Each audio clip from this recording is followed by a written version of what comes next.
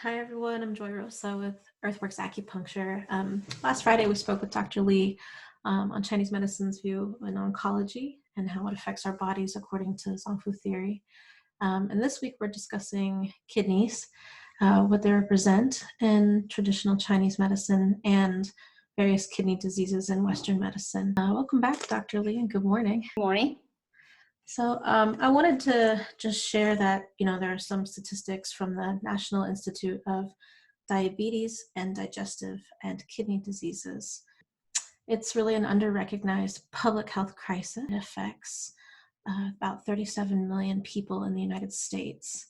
And 90% of those people don't know that they have it. 1 in 3 American adults is at risk for chronic kidney disease. African Americans, people of Hispanic origin, and Amerindians are at risk for developing kidney failure. Just to kind of understand how and why this is important, Chinese medicine has been used for these kinds of diseases. Dr. Lee, can we talk a little bit about the kidney function in Chinese medicine? Oh, yes. Kidney in Chinese medicine is a broad terminology. It's not just the means kidney organs. It means, the reproductive function, endocrine function, but definitely chronic kidney disease. This is a kidney problem. Generally speaking, when people have chronic kidney disease, in the early stage, they may not have severe symptoms. They may just feel tired. They may not have good appetite. And they may notice their urine has more, especially at night. That's the early stage in our population. 2/3 of the chronic diseases caused by diabetes, type 2 diabetes, and hypertension. Mm-hmm. People have these diseases because there's no pain, no discomfort when you have diabetes or hypertension. People just do not take any medication. They just like to go, we call that two diseases like silent killers, and then eventually they make the kidney function lower and lower until the severe symptoms shows people go to see doctor, find, they have kidney failure or kidney severe damage. So very important to treat these two main disease. And you're looking at patterns, and so when you're looking at the stages of a disease and the pattern associated with it, if you say are diagnosed with it early on, or signs or symptoms of early onset, you could use Chinese herbs and acupuncture. Definitely. So for years, we see a lot of patients with chronic diseases, and they come to get Chinese medicine and acupuncture, and they are happier. We can make the condition stable or even a little bit reverse. Yeah. But I cannot say we can cure the problem. But for acute nephritis, mm-hmm. and we can cure it by Chinese medicine. So that's a acute symptom quickly, and patient notice the change. Mm-hmm. They have edema, they have different kind of symptoms, and then they go to see doctor. And in China, most people take Chinese herbs. Mm-hmm. And then we can cure that problem. But for chronic kidney diseases, it's difficult. So acute nephritis can turn to be chronic one. Mm-hmm. And then if people have chronic urinary tract infection, it can cause kidney infection. Mm-hmm. Some people can still develop into the kidney failure. Mm-hmm. It's terrible. So chronic urinary tract infections, especially in the beginning, you need to take antibiotics or get a treatment and prevent it goes to the kidneys. Mm-hmm. Once they go there, sometimes it's easy to get a chronic one. They always go there. several years or couple of decades, if you always have those problems, and gradually damage the kidney, and then people get kidney failure in the end stage. And some people even they take medication. I remember I saw a patient in the States. She just have some chronic pain. She take over-the-counter painkillers for maybe 30, 40 years, and she got kidney failure. That's terrible. But anyway, if in Chinese medicine, and if we find patients have kidney problem, chronic kidney diseases in the early stage, and then we give them treatment, herbs, acupuncture. We teach them the lifestyle and the diet. We can make the condition stable and may not develop into kidney failure. Right. Yeah, I think that's very important for people to understand that you can treat kidney disease, chronic kidney disease, at any stage with Chinese medicine. There are different things associated with the kidneys in Chinese medicine. Lungs, lung qi.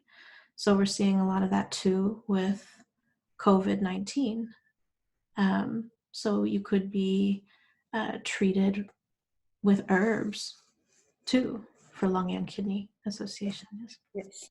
So I think when people get chronic kidney diseases, the main two organs in Chinese medicine are kidney and spleen. Yes. So these two organs, you think about the kidney is water, right? And spleen is earth. So the earth and the water's relationship. And one is prenatal, one is postnatal. Yes. So when the kidney disease in the beginning, they just show the fatigue. That's definitely qi deficiency. Yes. Right? And then they shows reduced appetite, even nausea, dizziness. And then in the later stage, when the kidney disease developing, and then people have anemia, chronic anemia, and their face complexion. When you see their face, you immediately doubt this patient have significant organ problem. So we Chinese medicine very emphasize the observation of their face, their spirit, the color of the face, pretty dull and dark color. We Chinese medicine consider kidney color is like black. It's really dark, and not shining, not moisture. The ear looks very dry, and then you immediately doubt, and this patient probably have a severe organ problem because the later stage, most patients have a little bit chronic, a little bit anemic. Yeah. May not very severe, maybe just mild or moderate. Then you can tell their colors, because anemia can cause the color, it's a little bit sharp. So this is in Chinese medicine definitely all kidney spleen condition. Right? Yeah, I like too that what you see sometimes because of its association with the spleen also controls muscles, and you see a lot of neuropathy with chronic kidney disease and kidney failure, and just soreness in the muscles, right? Yeah. And so that's another kind of nice association, I think, for people who would ask, why the spleen? Maybe I thought the spleen did this, or in Chinese medicine, you think about water metabolism, and it's lung, spleen, and the kidney. Yes. And the spleen is the organ transmit the water and the food you eat, you drink. And if the kidney prenatal have problem, it can impact your postnatal. The kidney impact the spleen. And then the spleen function is not normal. And So from Western medicine perspective, when the kidney have problem and then there's a metabolic complications and their electrolytes imbalance, the body may have more higher potassium and those imbalance and cause problem and edema. Chinese medicine consider edema is just especially chronic kidney disease. Those kind of edema more happen in the lower part of the body, like legs, ankle area. And those water retention in the lower part of the body, Chinese medicine consider is in water retention or in edema. Those condition definitely is both kidney yang or spleen yang deficiency. Yeah. So they have specific formula for those spleen yang deficiency edema and kidney yang deficiency edema. In 金匮要略 Golden Cabinet, and there's specific chapter just discuss water retention edema. And there are some good formulas from there. 伤寒论, discussion of cold-induced disorders, and this formula like 真武汤 is very commonly used. But in the later stage of kidney problem, like kidney failure, and it can impact all the organs. Heart problem, maybe people get heart failure, acute heart failure, and maybe have digestive bleeding problem or central nervous system problem. And at that time, nowadays people lucky we have dialysis, and people can do that, and then later on kidney transplant. In China, do you use herbal medicine with dialysis, along with dialysis? Is that common? Yeah. I mean, we have a Chinese medicine hospital. We have a department just treat kidney diseases. They use Chinese medicine and they use dialysis. They use all kinds of Western medicine way to treat the problem. And they got good results, better than only Western medicine. But I don't think Chinese medicine hospital does the kidney transplant, but we do the dialysis. When we're talking about the kidneys, that's also related to the bladder. So you might see some bladder issues as well with chronic kidney disease. Yeah, because in Chinese medicine, kidney and bladder is an interior-exterior relationship. So when the kidney has a problem, it shows in our bladder. You may not have a pain, but your urination definitely change. Wow. Yeah, and in the beginning, the early stage, the kidney concentration function is getting lower and lower. So people have a lot of urine. So daytime, especially night.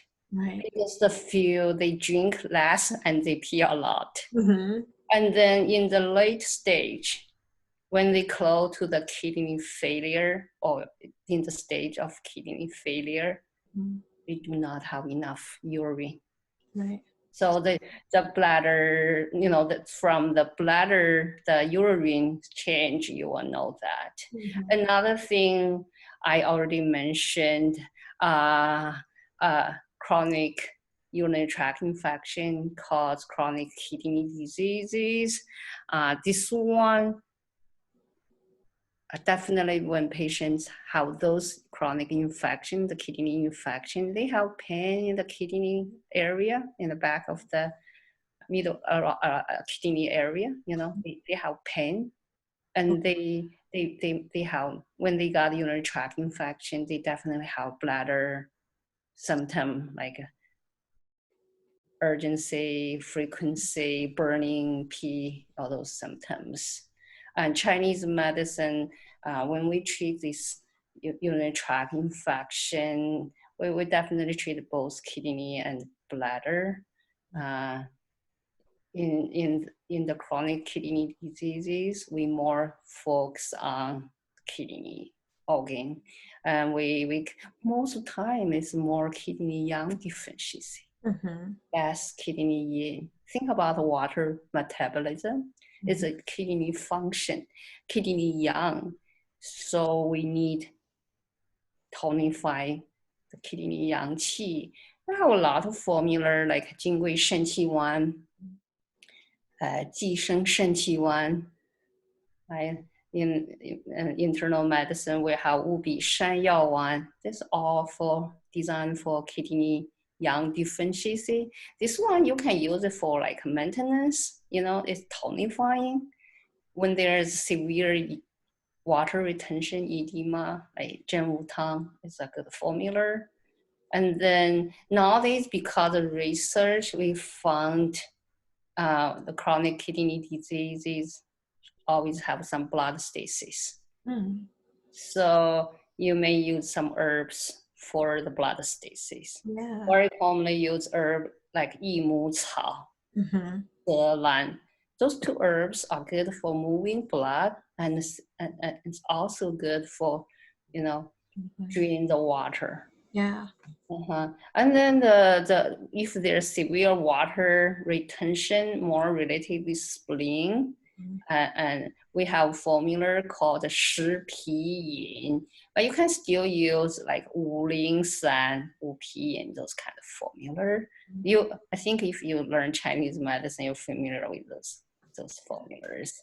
And so that definitely Chinese medicine consider, we treat the disease always depends on diagnosis and pattern differentiation. Definitely. All people have different condition. I think a kidney disease, especially chronic kidney diseases, and just pay attention to lifestyle and take care of the primary problem, such as hypertension, diabetes, lupus, systemic lupus. It can cause, kidney problem. So a lot of people know that. And there's another problem, it's genetic.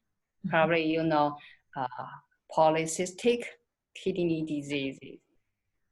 And he got this disease, and his mom and his brother all have that. And then I treated him with acupuncture. He didn't take herbs. Americans, generally speaking, they like acupuncture better herbs. But it works well. But he was waiting for the kidney transplant. And then during that time, I think the waiting time was pretty long for him. And then we just every week got acupuncture treatment and make him feel good. And then now the kidney was transplanted and his condition's good. Wow. So, yeah. Never did herbs though. Yeah, no herbs. Sure. Yeah, he have very good result. And that's just from genetic problem. I think 1.6% kidney diseases from this kind of disease, polycystic kidney disease. Just around in the family.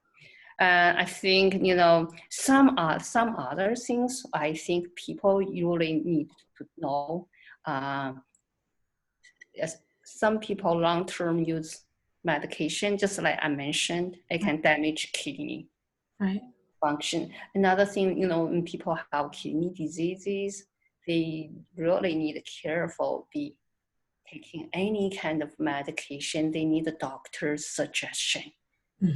Let doctor take a look at if this medication is good for, kidney problems. Some medication damage the function. All the medication we take go to the, liver, kidney to be filtered down. Yeah, very important to know that, not take too many things. Yeah, and then their diet, it's very important. And the things they drink, the fruits, the protein and in the late stage, or if they have severe edema, the salt intake is very big. Very, Yeah, very important. And protein, some food they cannot eat, right. and cause problem. So I think that, a lot of chronic kidney disease patients, they know that. Mm-hmm. That we have tons of information online. They can know what kind of food is good for them, what kind of food is not good for them, and take care of themselves and get enough sleep. Don't do strenuous exercises. Mm-hmm. That's important too. Mm-hmm.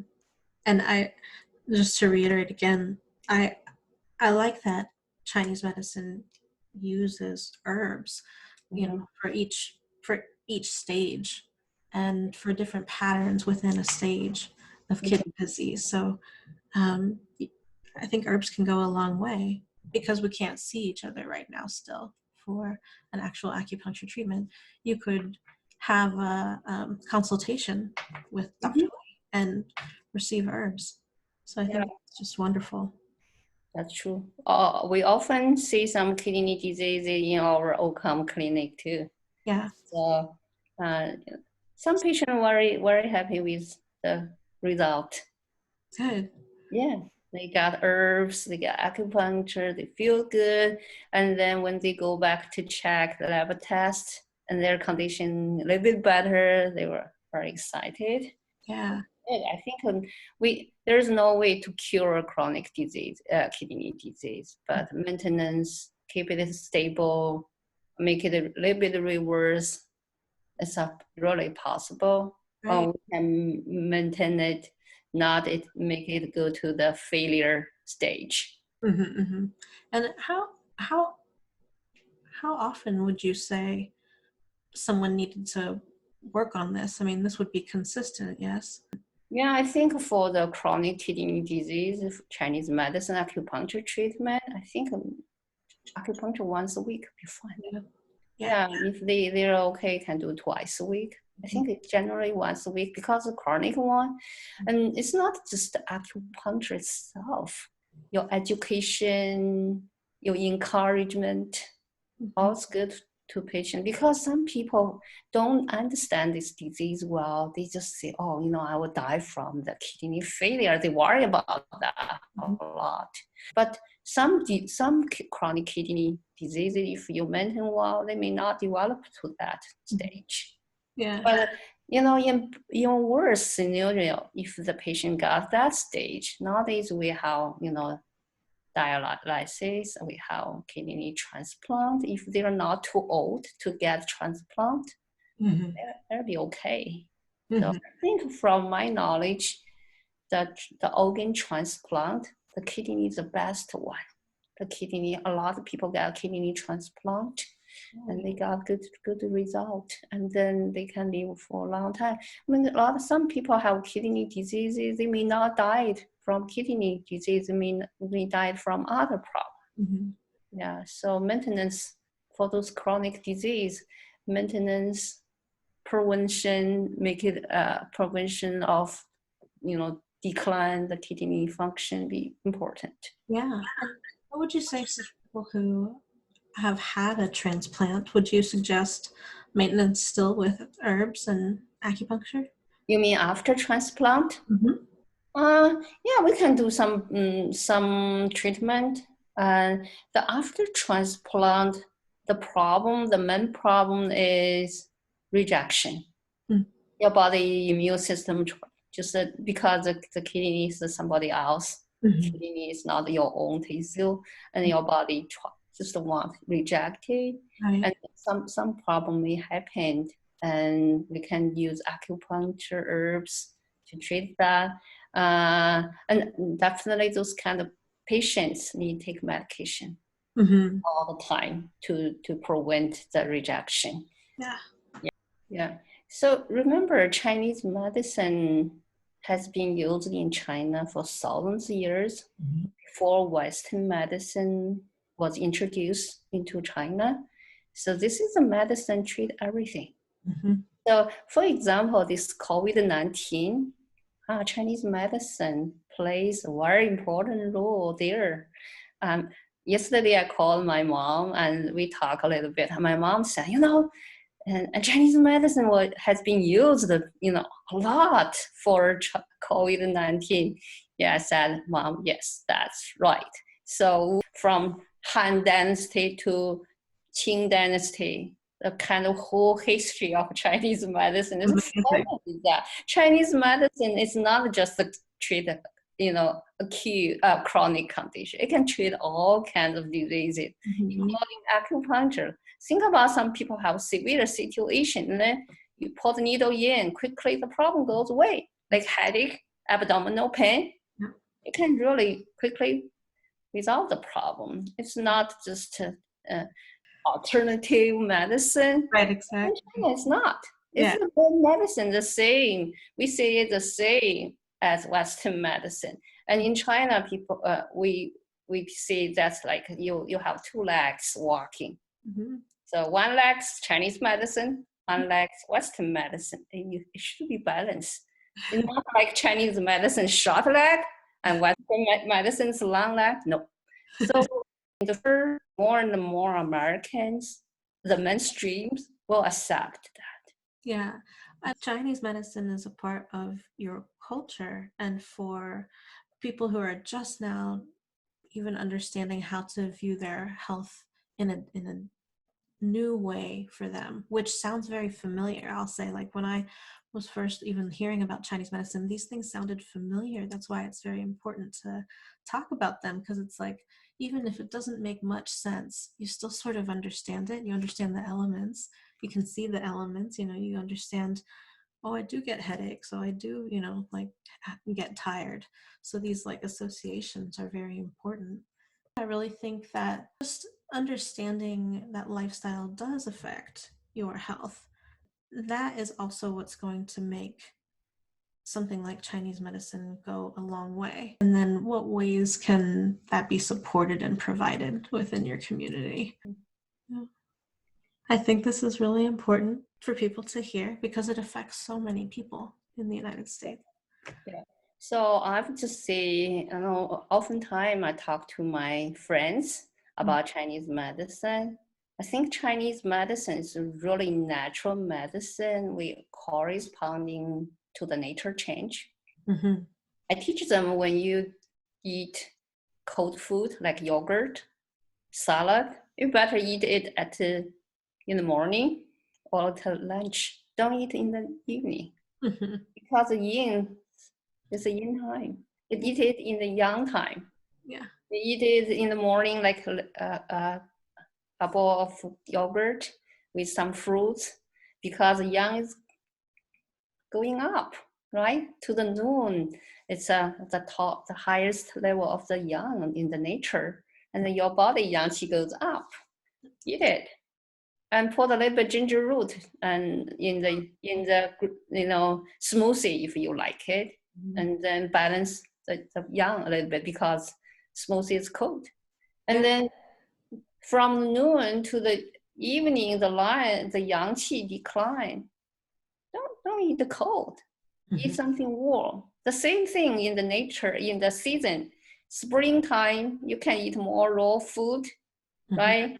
And then fall season, you should bake more, warm food, not cold. It's always think about nature, and then your diet, your lifestyle, just corresponding to nature. A lot of food are good for kidney diseases, but people need to pay attention if the food have high potassium, right? And it's not good.